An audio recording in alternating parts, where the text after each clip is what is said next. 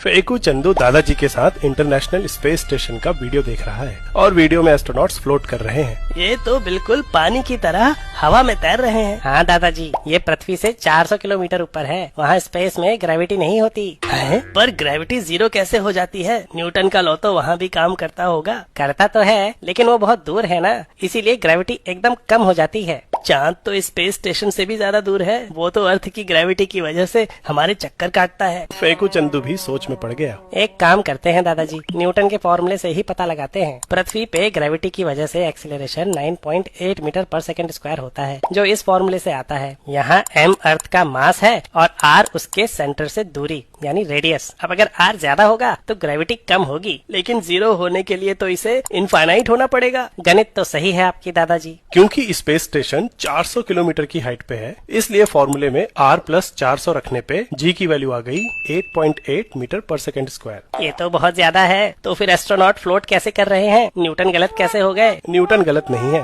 बल्कि तुम्हारी समझ में थोड़ी सी कमी है। एस्ट्रोनॉट्स इसलिए फ्लोट करते हैं क्योंकि वो लगातार नीचे गिर रहे हैं, यानी वो फ्री फॉल में है। क्योंकि स्पेस स्टेशन और उनके आसपास की चीजें भी उनके साथ सेम एक्सीलरेशन से गिर रही हैं, इसलिए वो फ्लोट करते हुए प्रतीत हो रहे हैं। लगातार गिर रहे हैं तो धरती से क्यों नहीं टकरा जाते? क्योंकि वो लगातार आगे भी बढ़ते रहते हैं, करीब 28,000 किलोमीटर प्रति घंटे की स्पीड से। एक उदाहरण से समझते हैं। क्या हो अगर तुम एक हाइट से बॉल को ऐसे आगे की तरफ फेंको? वो कुछ दूर जाके नीचे गिर जाएगी। अब अगर और तेज फेंको तो और दूर जाएगी। बिल्कुल, लेकिन अब इतनी तेज फेंको कि जब तक वो नीचे गिरना शुरू करे वो इतनी दूरी तय कर ले कि धरती भी उसके नीचे से कर्व हो जाए। अब बॉल तो लगातार नीचे गिरती रहेगी, लेकिन धरती से टकराएगी नहीं, वो धरती के चारों तरफ घूमती रहेगी। समझ गया। मतलब एस्ट्रोनॉट्स लगातार नीचे गिर रहे हैं अपनी आसपास की सभी चीजों के साथ, पर उनकी हॉरिजॉन्टल वेलोसिटी इतनी ज्यादा है कि वो धरती पे गिरने से पहले ही उसके कर्वेचर से आगे निकल जाते हैं। बिल्कुल सही। ऑर्बिट में बने रहने के लिए जो वेलोसिटी चाहिए उसे ऑर्बिटल वेलोसिटी कहते हैं। जैसे जैसे हम पृथ्वी से दूर जाते हैं वैसे वैसे ग्रेविटी कम होती जाती है। तुम्हें क्या लगता है, यहाँ ऑर्बिटल वेलोसिटी बढ़ेगी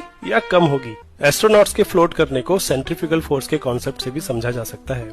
वही फोर्स जो तुम्हें एक सर्किल में रिवॉल्व करते वक्त बाहर की तरफ धकेलती है। असल में ये कोई फोर्स नहीं बल्कि इनर्शिया होती है, जो डायरेक्शन में चेंज को रेजिस्ट करती है। लेकिन नॉन इनर्शियल फ्रेम में इसे एक काल्पनिक फोर्स की तरह देखा जा सकता है, जो कि हर ऑब्जेक्ट पे ग्रेविटी की उल्टी दिशा में लगती है, और ये दोनों फोर्सेस इस फ्रेम ऑफ रेफरेंस में एक दूसरे को कैंसिल कर देती हैं, जिससे नेट फोर्स जीरो हो जाती है।